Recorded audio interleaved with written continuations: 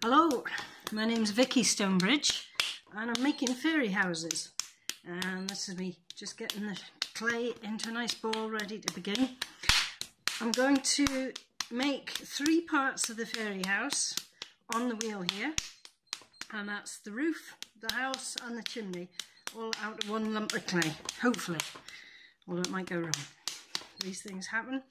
So I've got my nice round ball of clay and I'm going to throw it onto the board here, the big hard dunt. First stage is to centre it. You can see how wobbly it is making my hands. Centering is the most important thing on the wheel. So now I'm going to lean in, tuck my elbows and use my muscles and squeeze it, and that's it. You can see I'm squeezing it up into a taller shape and that gets the lumps out of the top, and now I'm going down again. And this is one of the ways of centering clay, is this up and down movement. Not squeezing too much at the bottom, you don't want to lose it. If you squeeze it the wrong way, it'll just come off the board. But you can see I've still got some lumps there. But do that once more.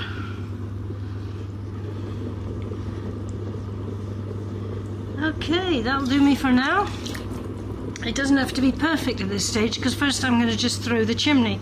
So in order to do that, I'm coning it up a bit taller, and I just need a tiny little bit of clay centered off the top of it. So I made that little lump there, and this is going to be the chimney. So I just pop my finger, and then I'm going to make it a bit thinner and taller. And because this is a fairy house, I'm not too worried about if it comes out wonky or not, because fairy houses probably are quite wonky. So it's a perfect exercise if you're a learner potter on the wheel and you're not so used to making big shapes. This is a good practice for you. A wee sponge. So just forming this chimney shape here. It's a bit too wonky at the top there, so I'm going to just use this knife to cut that off. You can use a pin as well for cutting the rim off things. And I can just compress the top of it like that. There we go, make that a bit flatter. Quite like that spiral on it, so I might just keep that there. I've just exaggerated that a little bit. And now I'll cut that off with just the knife again and pop that on the board to dry.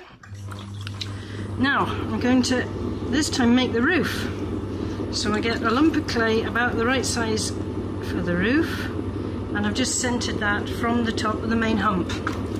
So we're throwing 3 items off 1 lump of clay. You don't have to do it that way, you can do it on separate bits, but it's quite fiddly to do something small like the chimney that way. So flattening the top and just popping my thumbs down to open it out. This roof's going to be a cone upside down, so I don't need to widen the base. I'm just going to keep it pointy and start shaping the walls. So it starts like a little cup, and I'm just starting to lift some of the surplus clay from the bottom of this cone. I'm ignoring all the stuff at the bottom, don't need that now.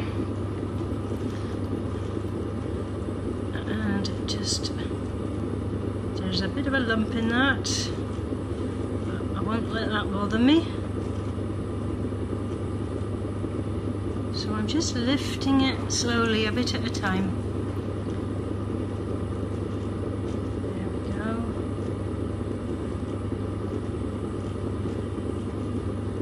Until I've got the walls about the right thickness, and then I can change the shape. I think it's a bit too narrow. So to get it to fit on my tree house, I'm going to just open it out a bit. There we go. Just like that. And I'm not going to bother with a knife to cut this from the lump of clay. I'm going to just squeeze my hands in, and then that will give me a bit of extra clay at the bottom to shape by hand afterwards. See, there's this extra clay there, so I can shape that into a point. just turning it upside down, and that goes on the board like that. Now I need to centre this clay again, as I did in the beginning, but make sure it's really centred and I've got that wobble out of it. Clay's flying everywhere. I hope it doesn't go on the camera here. Right, there we go. That's it centred. I'm just going to scrape away the surplus on the board there.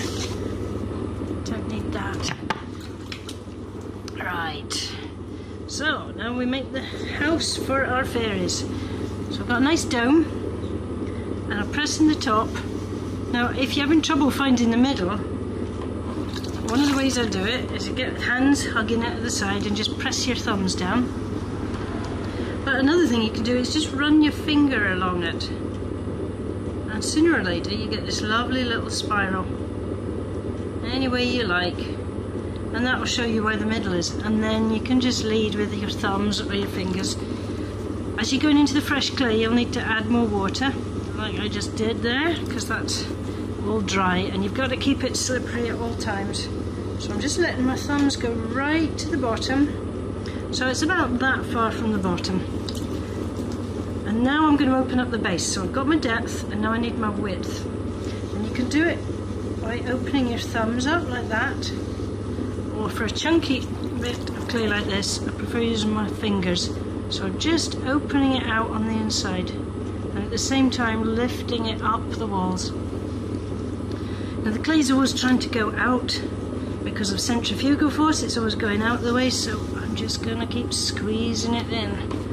So you overcompensate almost, just keep squeezing it in. And that will give you some height as well. But I've still got that nice wide base at the bottom. So now I can just pop one hand in, and the outside finger is locked on the wheel here. I'm nicely tucked in, and I've got fingers on the inside. I like this, they're working as a team. So I'm just going to lift up some surplus clay. That's it. And this is where the magic begins. Just lifting the extra clay from the bottom to the top, letting it come all the way up. A bit more water around the rim there. That's it.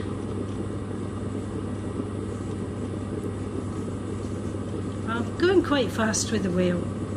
If I was making a wider shape, I would need to go slower because of physics. But for narrow shapes, you can go quite fast. But you slow down as you get more detailed. There we go. It's still a bit chunky. I'm going to make it a bit thinner so that when I cut out the windows, it will be nice and dainty looking. You don't want a really big heavy thing. Now I've got surplus water in there, so I'm just going to soak that out with a sponge. And when I'm doing that, I'm compressing the base a bit, make sure there's no air bubbles in there, but I'll trickle water back around the walls. And now I can just do some shaping. It's quite handy having the camera running because I can see what I'm doing from the other side instead of just looking down on it, doing that. So yeah, I quite like that shape. Hair's getting in the way. There we go. I'll just give it another little lift up, get a bit more height.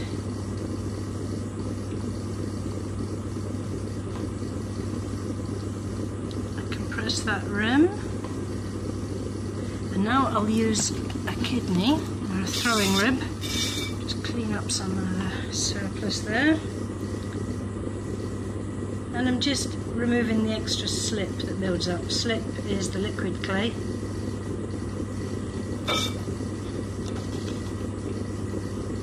So just tidying it up a little, got that nice spiral. But that will get hidden because I'm going to decorate this, cut out windows, add plants, doors, windows, anything I feel like. Just clean my hands up a little bit. I'll just make it a wee bit narrower. More water. There we go.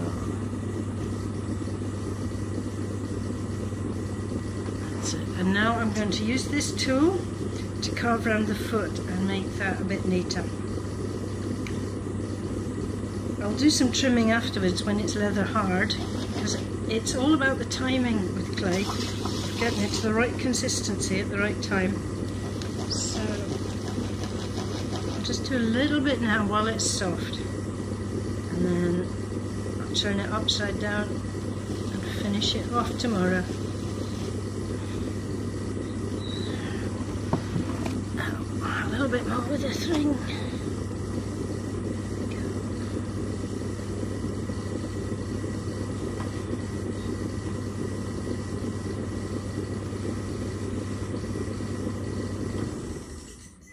That's it. So there is the roof and the chimney. Yep, they're all going to fit. Last thing I need to do is just wire it off and leave it to dry for a while. There you go. So that's the 3 components for the fairy house. Oh, lost my cloth there. Okay.